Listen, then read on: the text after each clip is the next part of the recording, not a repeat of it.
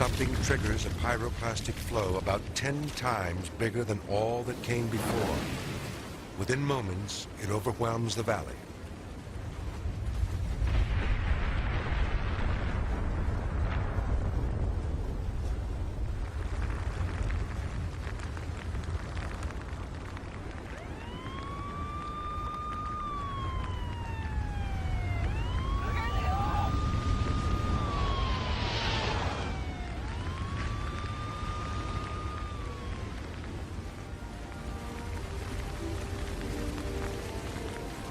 By the time a TV camera in the village records this scene, Maurice, Katja, and 41 others are dead.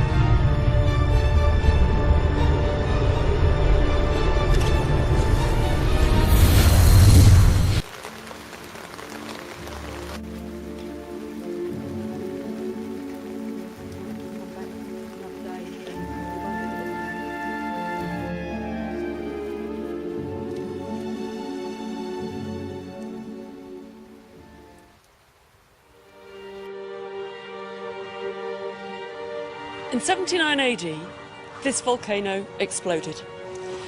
Down below, around the Bay of Naples, there were farms, houses, luxurious villas, Roman towns. The best known is Pompeii. Yeah, look at that lovely bit of column. Yeah, hello, look. This one, slow down.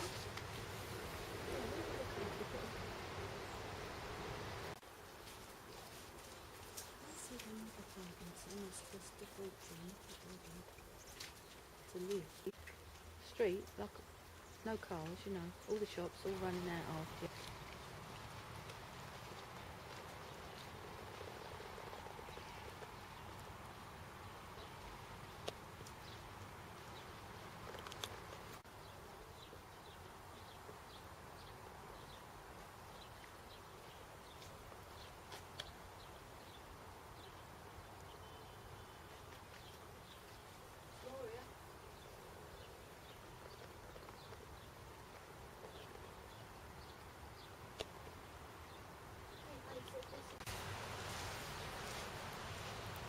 Look, see that there, where my thumbnail starts? That round bit? Half moon, that's that. Then you've got 1, 2, 3. And we come up to a tower at the top.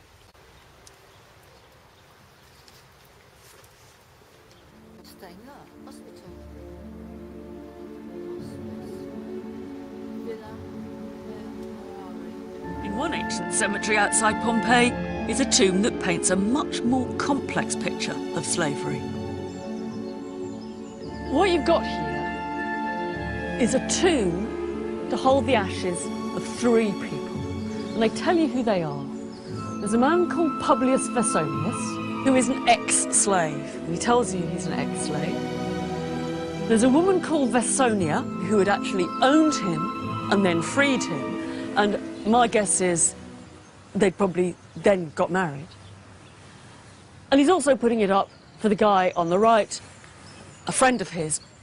The first text says, Vesonius put this up for this trio. But the text underneath tells the sequel, which isn't so happy.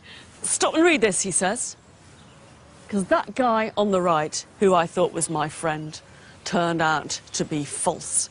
In fact, says Vesonius, he took me to court. We quarrelled and he took me to court, but luckily My innocence and the gods above saved me. But he was a complete bastard. We don't know why this man didn't just remove his ex-friend's statue. That's what I would have done. But luckily he didn't, as this monument tells a fascinating story.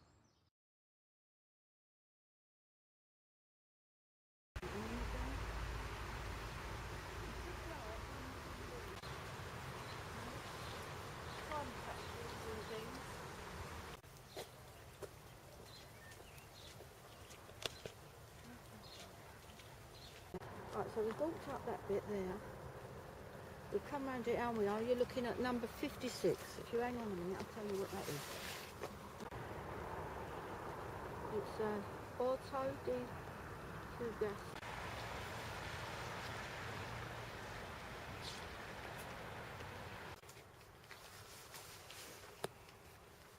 Bit of paint on that wall, look.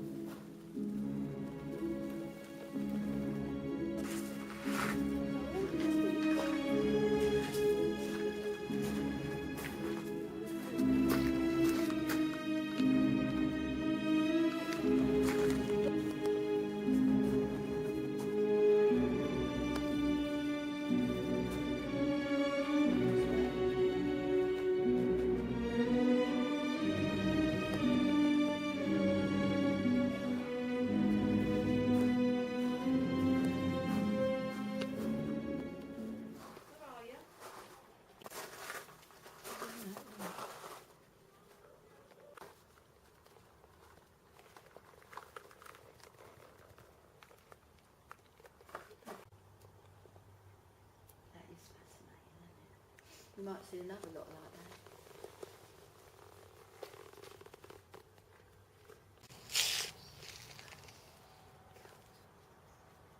I remember one bit where it was raised up where you would walk across, you know. Never dug down to see if they found anything. Yeah, they should have, someone could do a little bit of writing.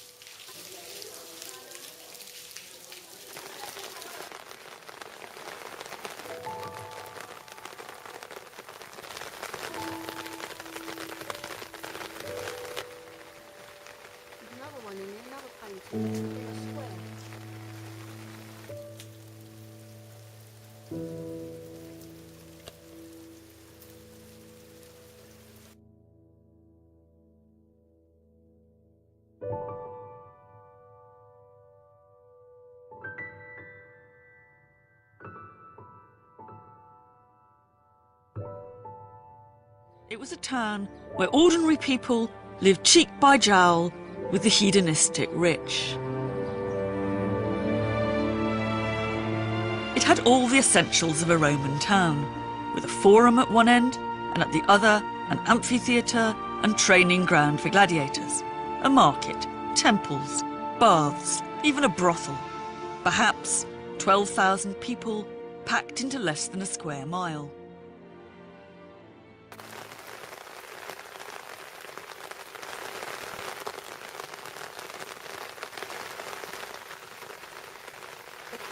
Must have been for horses and things, you reckon? Oh, that's... How? What do you reckon? It'd be nice if we could just find where we are then.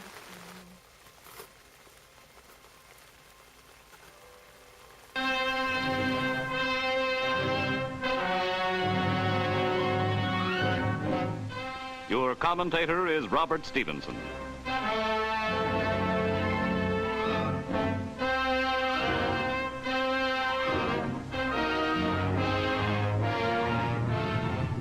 Vesuvius explodes. Italy's historic volcano bursts into the most fearsome and devastating eruption in 70 years. Over the fiery crater, a great pall of smoke and lava dust spirals into the sky, a giant specter of endless grief for the Italian people. Suffering under many years of brutal fascism, then German occupation, then Allied bombing, then the devastation of battle, now it is Vesuvius. At least once in every century of the Christian era, it has hurled disaster. The city of Pompeii was buried when the huge mountain first thundered into volcanic life in the year 79 AD. Thousands of Italians perished. Excavations have revealed their tragic story. This was a pleasure resort of wealthy Romans almost 1,900 years ago. Rising 4,000 feet above the fertile plain of Campania, Vesuvius lazily pours forth a harmless curtain of smoke. Naples, 10 miles from the slumbering peak, lies in comparative safety except for the deluge of volcanic ash that will blanket the city. Then, with a few warning rumbles, Vesuvius belches fire, flame, and molten rock in a fearsome spectacle. Tons of ash and cinders are borne skyward, while fiery lava streams down into the doomed valley. The overflowing crater erupts with a mounting temperature of liquid steel close to the summit, which carries its fiery heat long after it loses incandescence. The Italian people are stunned. The crushing mass of lava moves relentlessly toward towns in the valley, an all-consuming force from 30 to 90 feet high, throwing off terrific heat and sulfurous fumes as it ignites everything combustible in its path.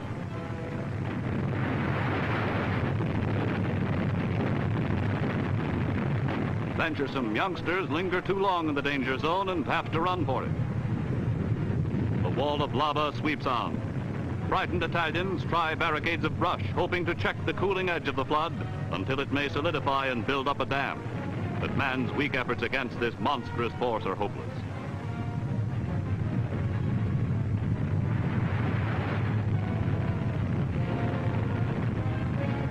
Mushrooming into the sky, the enormous gray-black pall of smoke fills the air with cinders for miles around.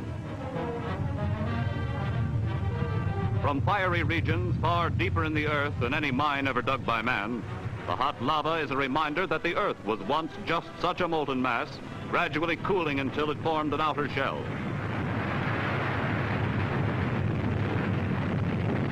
This phenomenon is simply a weak spot in the shell. From the flaming depth, the liquid rock is forced to the surface by the pressure of the Earth's crust. As it boils from the crater of Vesuvius, lava may have a temperature of more than 2,000 degrees Fahrenheit. And in this major eruption, it carries the terrific heat far down the slopes of the mountain. It carries a crushing weight that dooms cities and towns.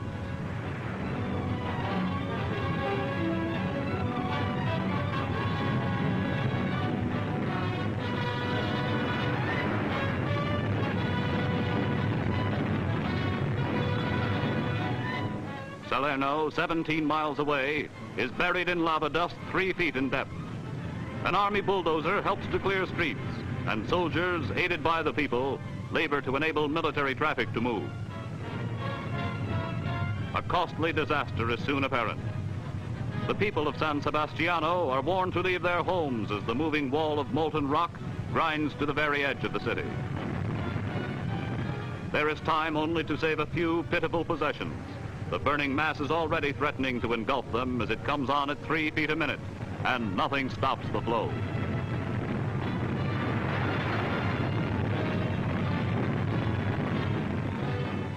The revered image of San Sebastiano's patron saint is festooned with offerings. The faithful may leave worldly things behind, but not a blessed statue. So long as the eruption continues, the catastrophe grows, with ever the chance that new rivers of fire will flood from the crater. The moving mass is gathering its forces now to engulf a city. No puny structures built by man can slow the tempo of its crushing march.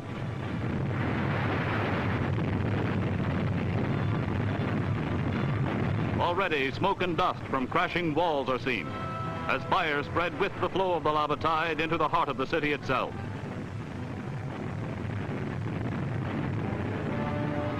Its people are appalled. These are their homes. Hoping against hope, others wait until it's imperative to move on. War has seared much of Italy, with half the land a battlefield. But a stricken people see before them forces of destruction more devastating than the worst that man has ever devised.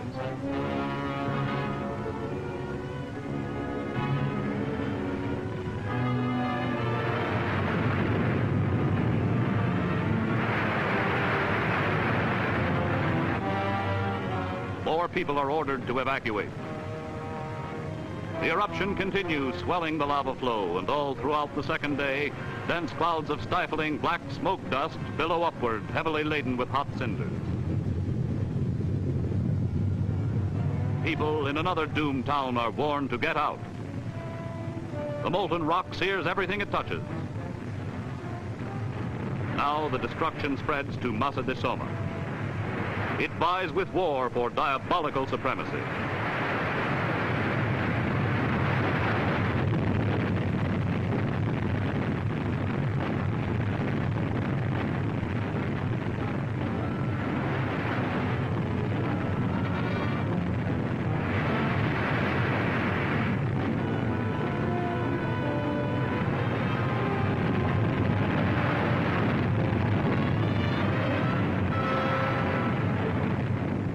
Orphans of war, hardened to bombing and shelling, are benumbed by this new terror. But so are their elders as they watch the drama of a perishing city. The unyielding tide of molten rock is accompanied by the continuous rumble of crashing walls.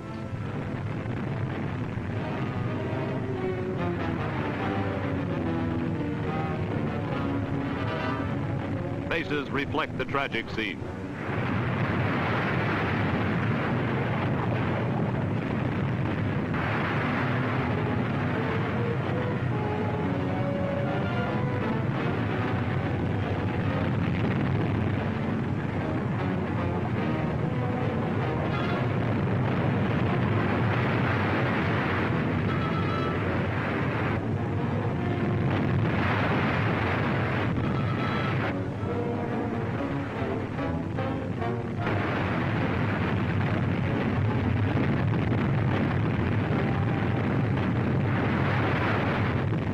Ruin spreads throughout a city built within 2 miles of the volcano's peak and ignoring its tragic history.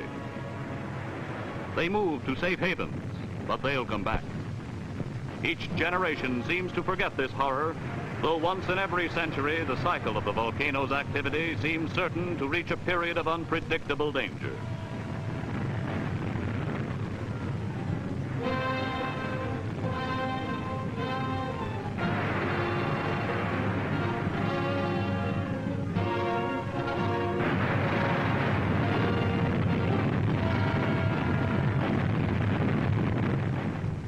The crater pours forth its blackish pall in giant clouds of lava dust, but it covers the land with precious ash that makes the earth fertile, and grapes will grow again to produce a wealth of wine. So the people will return and defiantly rebuild their homes on the slopes of the threatening volcano. They call the slopes the Happy Land, and all Italy prays that happier days will come once more with the end of this devastating eruption of Mount Vesuvius.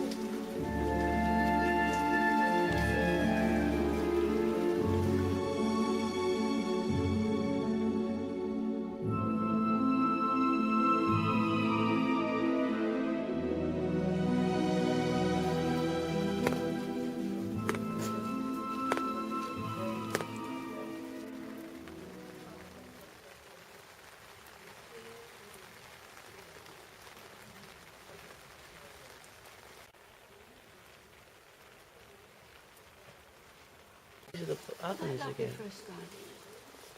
Steak again? Why do they give her...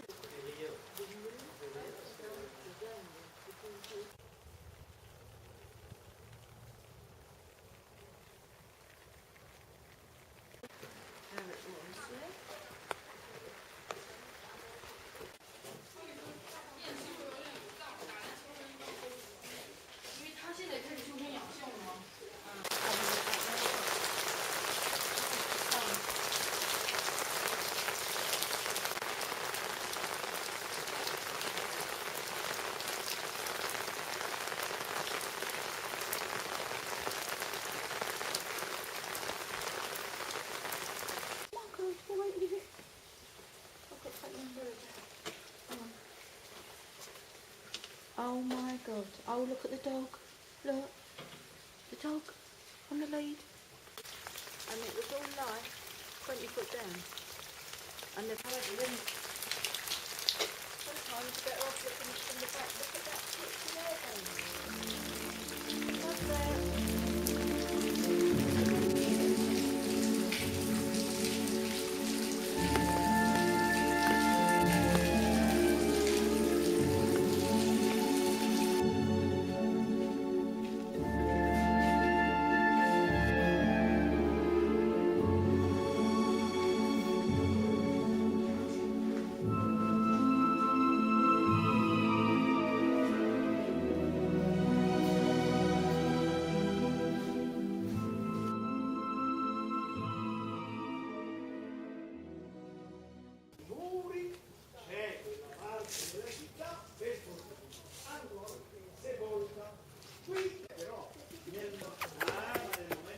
Hello. Hello.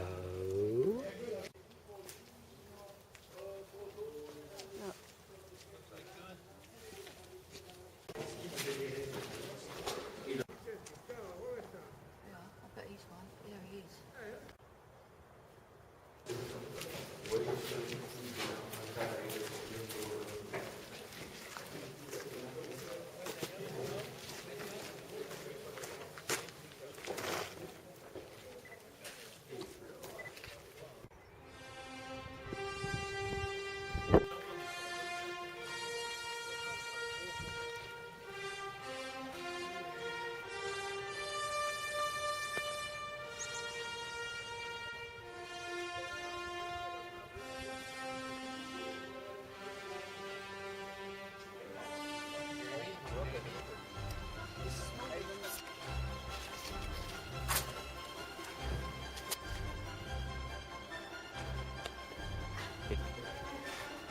Yeah.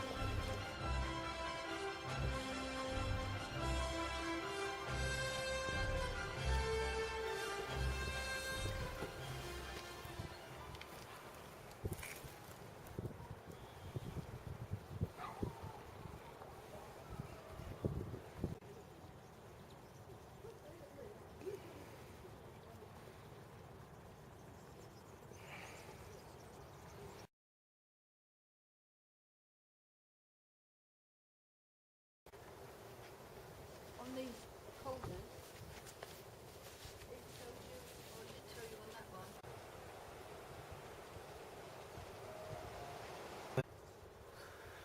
So the things in the middle were reservoirs of water. Maybe, yeah. So obviously when they was actually building, you know, in the time it was built, they was getting all this out of the sea, right? Wasn't they? I suppose. And how close was we to the sea? Because, you know, like, some places the seas took over and some places it's receded, isn't it?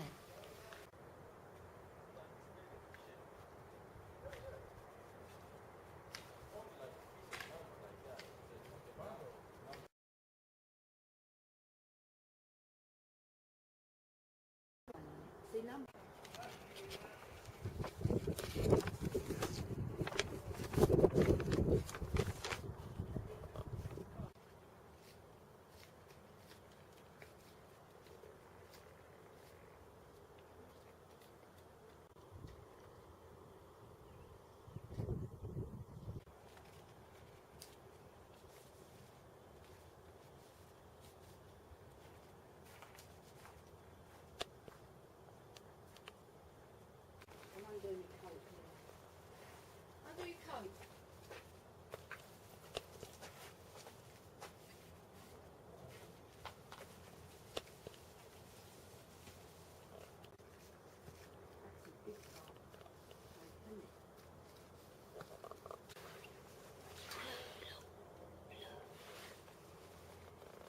and a bit of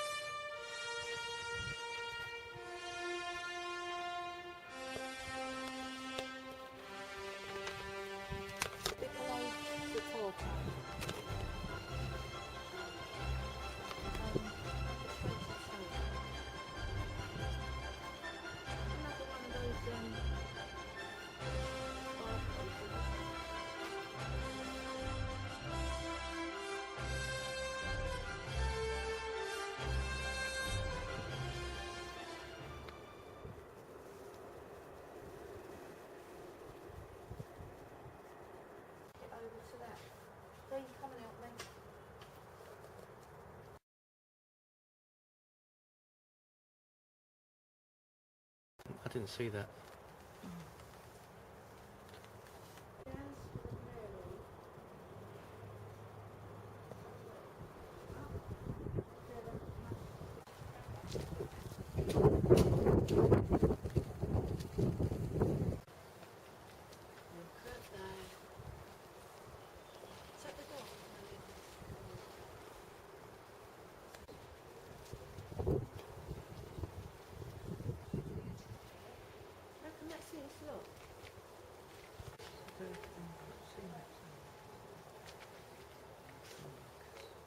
Yeah, Cass is at number 24.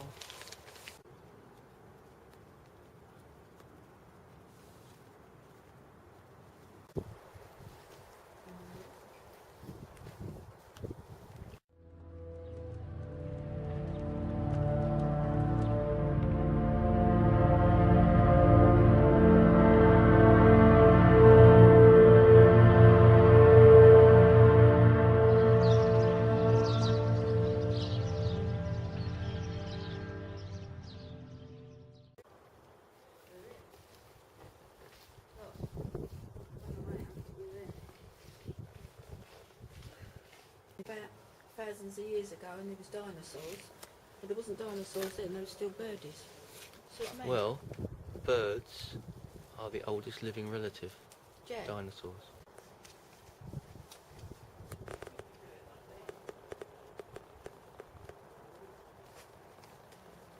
so the longing one.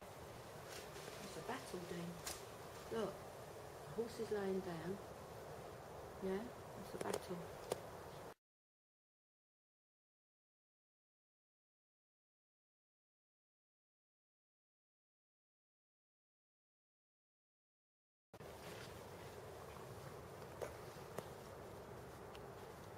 This must have been something really special, mustn't it?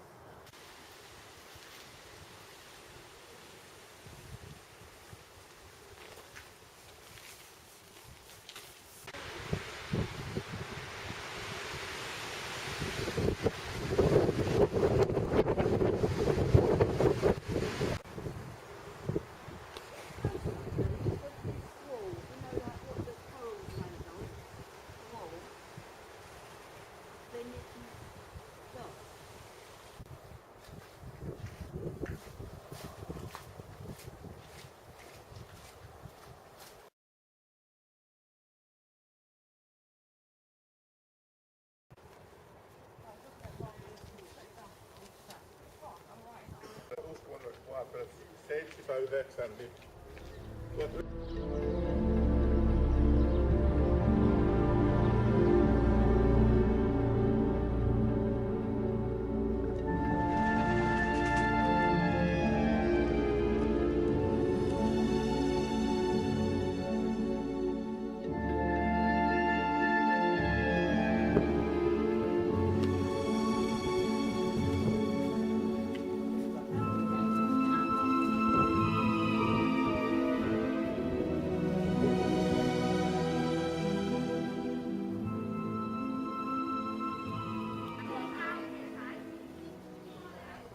Some baths. We came in here yesterday. No, we didn't.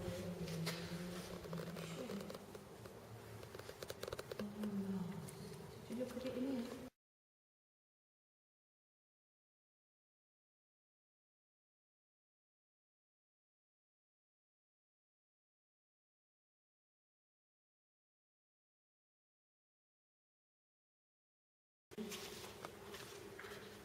Oh yeah, central baths, do you reckon?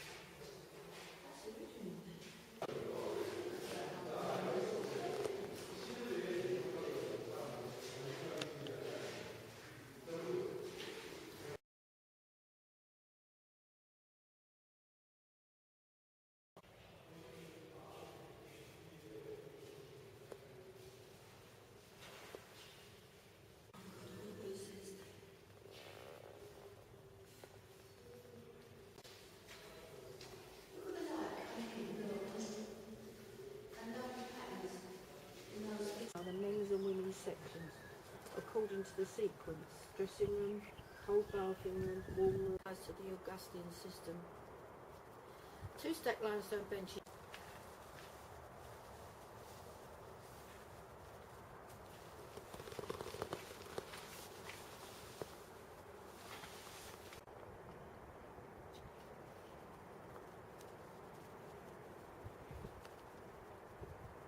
What you see this evidence?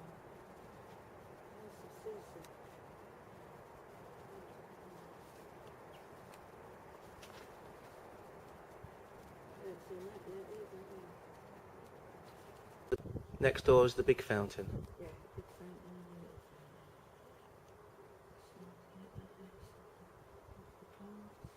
See that one there?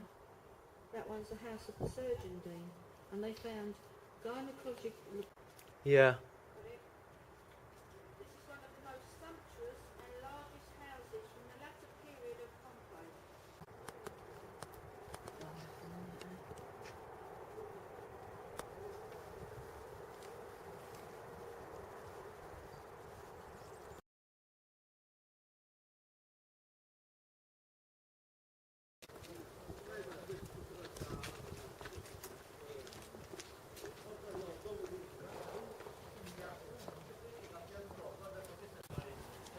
They moan if we touch the coral now.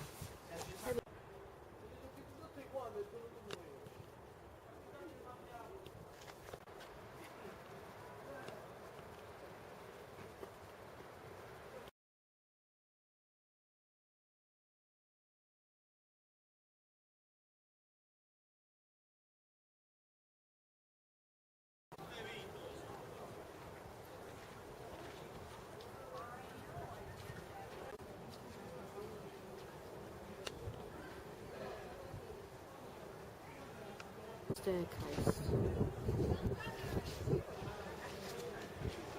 must be high up, you know, 'cause it's windy, isn't it?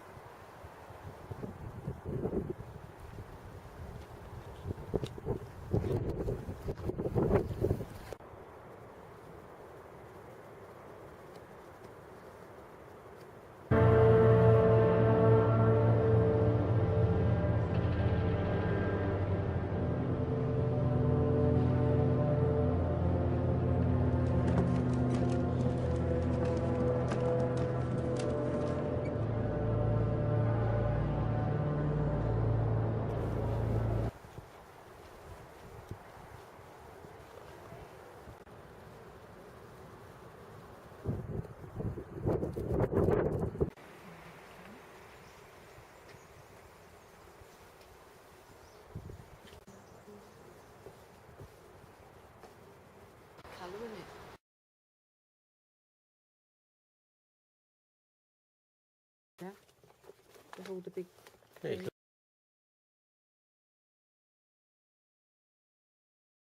Lovely, isn't it? Right, so number 4 was it then? yeah. Oh, we must be going backwards then. He was there, now we're there. That's the first door we've seen, Dean. Hmm. Yeah. I've got to look at it like that. Look at those doors. Isn't that nice? Yeah, well, that's 11.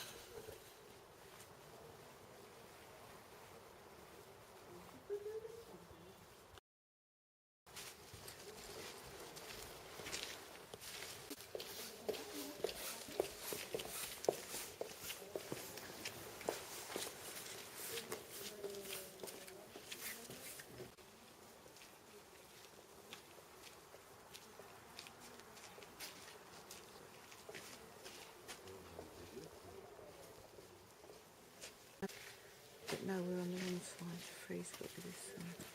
Oh, that was in that picture. What? I think we have been to this one. Yeah, look, these ones are being renovated, you can tell. Yeah. And they're putting the ceilings back on. Oh And yeah, look. so I suppose it's...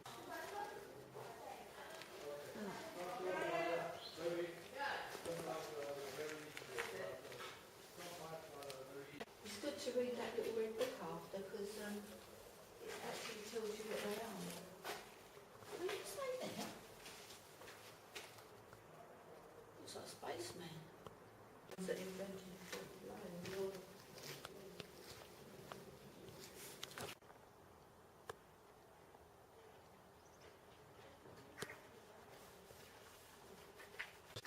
No, they're obviously restoring this one because they've put the roof back on.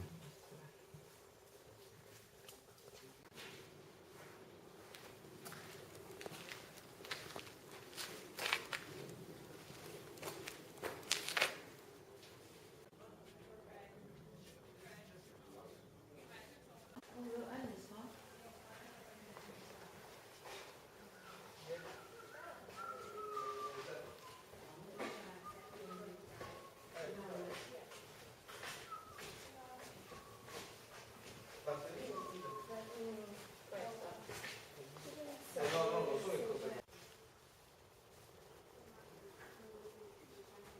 Right there. Didn't go there. What was this? Well, they used to have these little temple areas with statues of gods in. Yeah. Maybe it was that. And they're like history as well, these, aren't they? History of, look, that's a door, you can just make on the sway.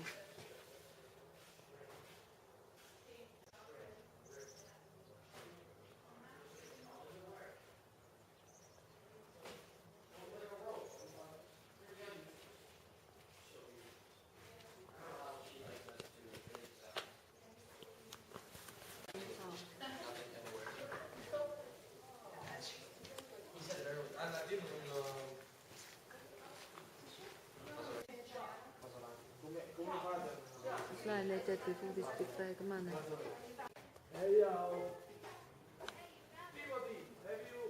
So that was a doorway or stairs to something.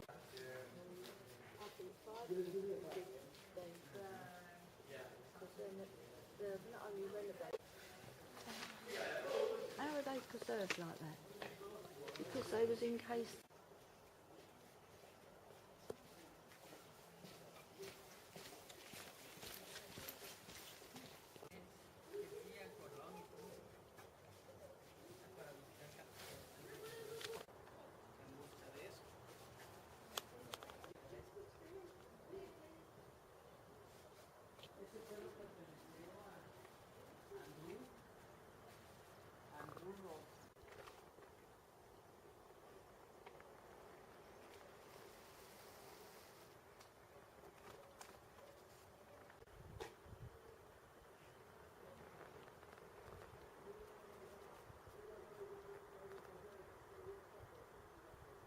brother. Hard to remember that because it'll come up in question. Have a nice day.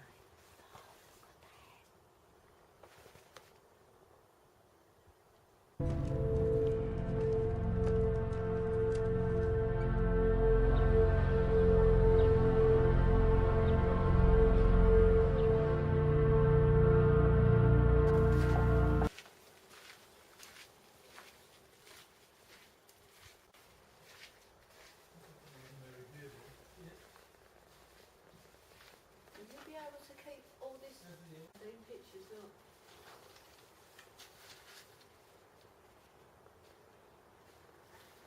So that's that.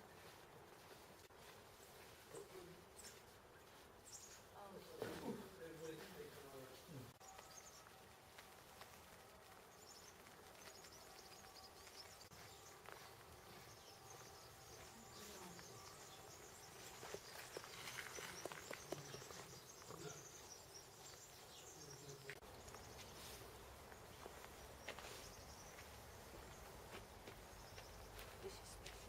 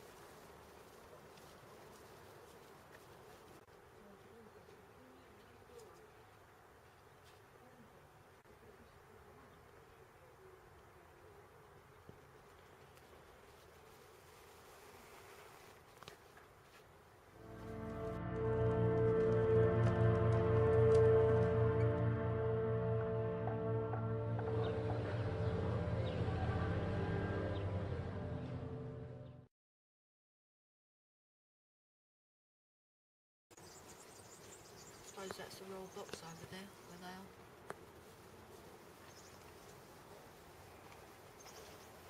So this one's Vesuvius then, of this mountain.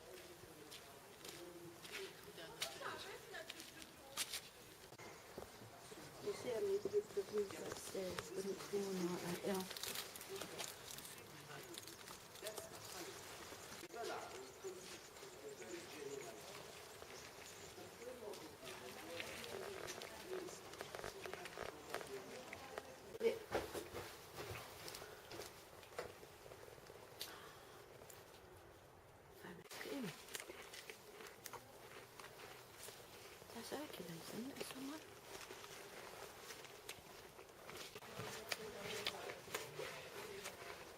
Now, this is where they should be. Con dirección norte-sur. Se llaman Carlos.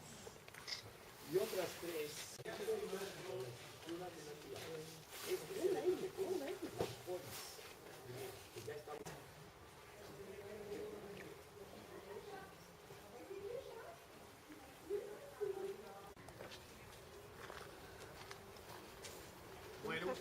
Yeah.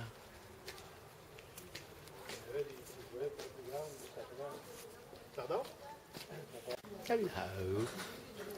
Would you like a fruit pastel? Would you like a fruit pastel?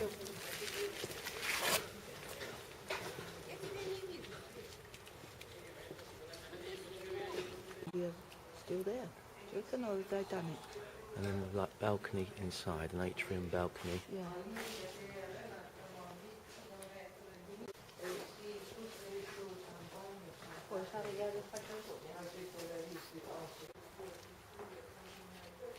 Sit on the root so I can get the scale.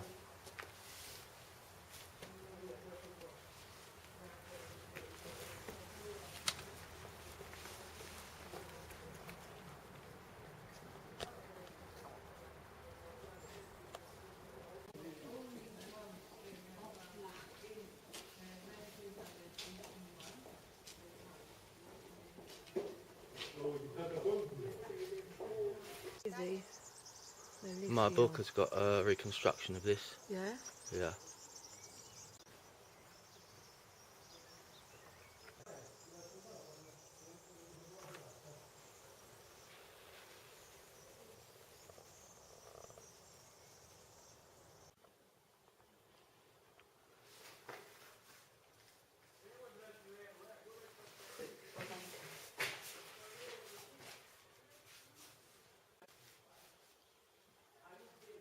Well, I'm sure we to let you know you there.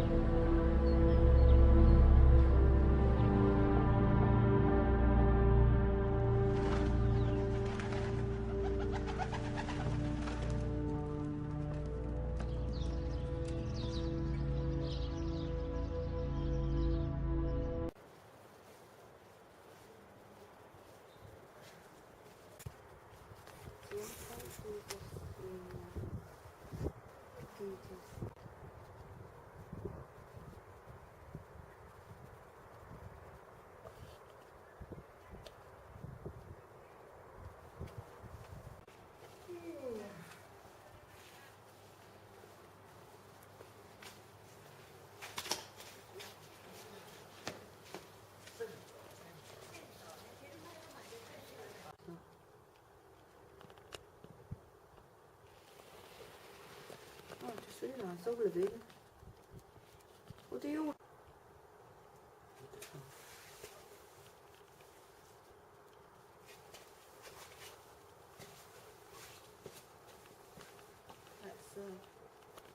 That's why they have to do a lot of...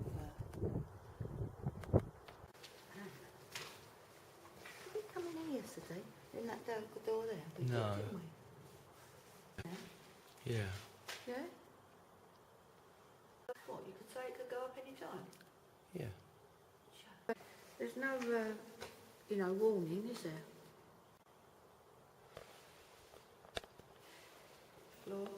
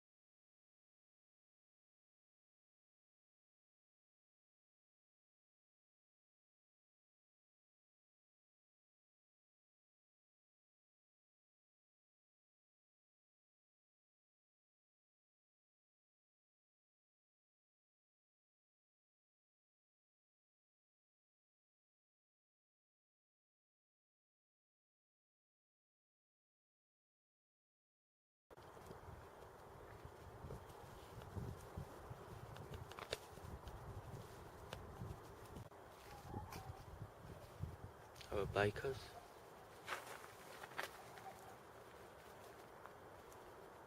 And it's a high street. People run a ring taking it.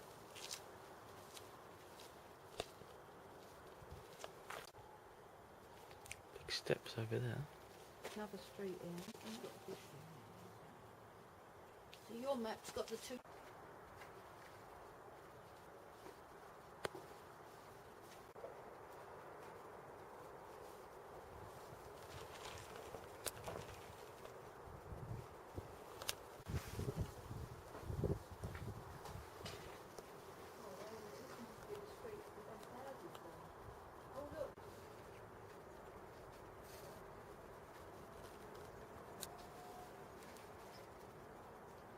Coast, there's it moves by 4 centimetres the floor all the time. Reckon not stopping. So that was a bar, and the barmaid would have been behind it, Would you like a drink? and people would have been standing out here like on the street.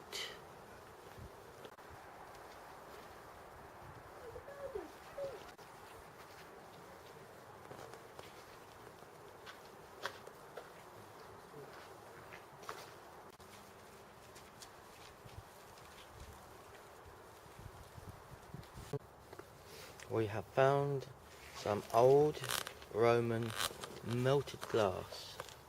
Green. Green. And it's melted.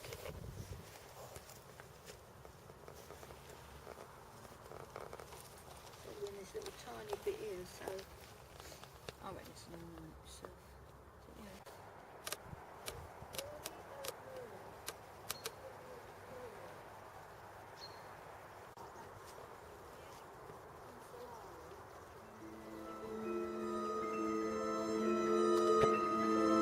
The cow's head.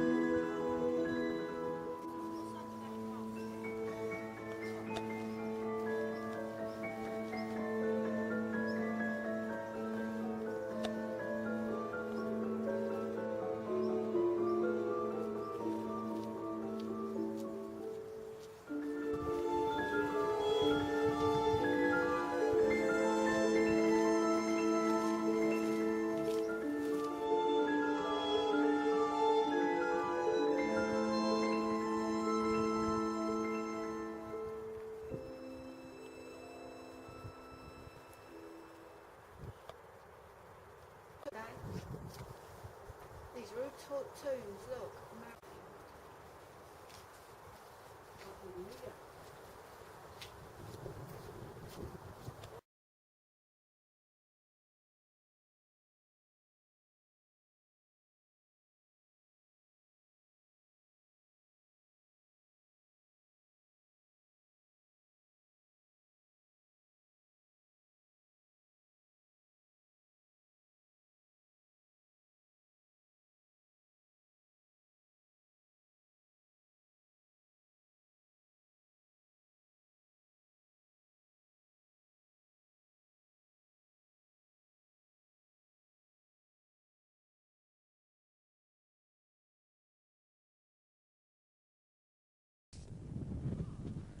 Nestling down there under the volcano, a string of working-class suburbs sprawling southwards from Naples, oblivious to the looming threat. Around 600,000 people going about life's humdrum routines in the shadow of a sleeping giant. The next time Vesuvius awakens, they're likely to find themselves taking part in one of the biggest evacuations ever organised in any country that isn't actually at war. To enable Italy's civil defence authorities to decide when it's time to take the awesome decision to disrupt the lives of 18 towns, perhaps irrevocably, some of the most advanced computer technology in the world is now deployed at the Vesuvius Observatory, monitoring and analysing the data emanating from the volcano and constructing models that test the scientists' predictions of what'll happen next, down inside the mountain's mysterious internal, or perhaps infernal, labyrinth of volcanological plumbing. The team of geologists and physicists are confident that by using these techniques, they can offer the Civil Defence Department a reliable prediction of the volcano's next eruption 2 to 3 weeks in advance of the event. When they start calmly describing the forces of nature that are likely to be unleashed, that doesn't sound like a moment too soon. Il vero rischio invece per tutte le cittadine che stanno alle pendici del Vesuvio è essenzialmente dovuto alla messa in posto di flussi piroclastici, che sono dei flussi ad alta energia che scorrono molto rapidamente sulle pendici del vulcano, con velocità anche dell'ordine del centinaia di chilometri orari e flussi ad alta temperatura, che ovviamente distruggono tutto quello che trovano. Un altro tipo di rischio, anche questo molto elevato, è il rischio di LAR, cioè di flussi contenenti acqua. That phenomenon called a pyroclastic flow will come roaring down these slopes in seconds. It's caused by the collapse of the column of material that's been shooting several kilometres vertically into the sky. When the gigantic jet of gas from under the crater that's been holding it there gets switched off, this hurricane of incandescent debris comes shrieking down into those little towns, quite possibly followed soon afterwards by a torrent of boiling mud. Not to worry yet, though, the scientists have got it all mapped out. And for the time being, the volcano's in a lengthy quiet phase. The trouble with that is, rather like earthquakes, the longer it stays quiet, the bigger the bang when it finally does explode. Looking for signs of the next outburst means measuring several different parameters. If one changes, it probably doesn't mean much. If 2 are unusual, there may be some activity, but not an eruption. But if 3 or more parameters go abnormal, alarm bells start ringing. Seismologists have been measuring earthquakes inside Vesuvius for more than a century. They're looking for something called a harmonic tremor, low-frequency vibration, which tells them fluid rock or magma is on the move. When the magma starts rising, so does the source of the tremor. Meanwhile, geologists are measuring the stretching and squashing of rocks around the crater and chemically analysing the gases that come out. They admit they can't say now whether there's going to be an eruption in 1 year's time or 100, but when those tremors start rising, cracks start opening and gases change their composition, then they reckon they can. La previsione su un'eventuale ripresa dell'attività eruttiva del Vesuvio è più precisa, diventa sempre più precisa man mano che ci si avvicina all'evento eruttivo. La previsione a lungo termine può avere una grossa indeterminazione, mentre invece man mano che ci si avvicina diciamo, all'atto eruttivo, diciamo, la previsione può essere sempre più precisa, trovare riscontri successivi che possano definire sempre con maggior precisione diciamo, l'accadimento dell'eruzione. Back in the year 79 AD, there were no seismographs, no computers and no gas chromatography. Consequently, Vesuvius took the ancient city of Pompeii completely by surprise. There was no time for evacuation. The sky turned darker than night as ash rained down. The city perished. Another thing they didn't have in ancient Pompeii is the Circumvesuviana, a vital element in the new evacuation plan, the commuter railway system snaking between the volcano and the sea along the chain of most endangered municipalities. But not everybody will be happy about leaving. For one thing, people forced to abandon their homes and travel to other parts of Italy are certain to worry about looting. The Civil Defence Department hopes to reassure them. È una zona molto vasta, ci sono 18 comuni dell'area vesuviana e in caso di allarme per l'evacuazione viene completamente l'area circondata dalle forze dell'ordine e dai militari. Viene fatto una sorta di anello di sicurezza, un filtro. Questo consente di regolare l'uscita degli evacuati, ma anche regolare il pattugliamento, l'entrata della malavita, dello sciacallaggio cosiddetto alle abitazioni vuote. That still leaves the problem of criminals who live there in the first place simply staying behind. After all, it's an area where tourists are warned about muggers if they take the train at night. In theory, there will be plenty of time to shuttle people out. In practice, there are expectations of people being crushed in crowds and of fights breaking out when traffic gets jammed at crossroads.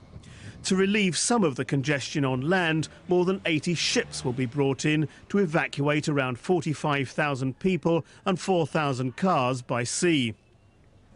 There are to be 16,500 people overseeing the evacuation, though as they'll be working for various different agencies, it's not clear how well coordinated they'll be in a country where the left hand often doesn't know what the right hand's doing at the best of times. And yet, there seems to be no sense of foreboding among people who've lived under the volcano all their lives. And if there's also a certain degree of cynicism about official plans to deal with a major eruption, that may be because here in the Italian south, people are accustomed to putting their faith in an altogether higher authority.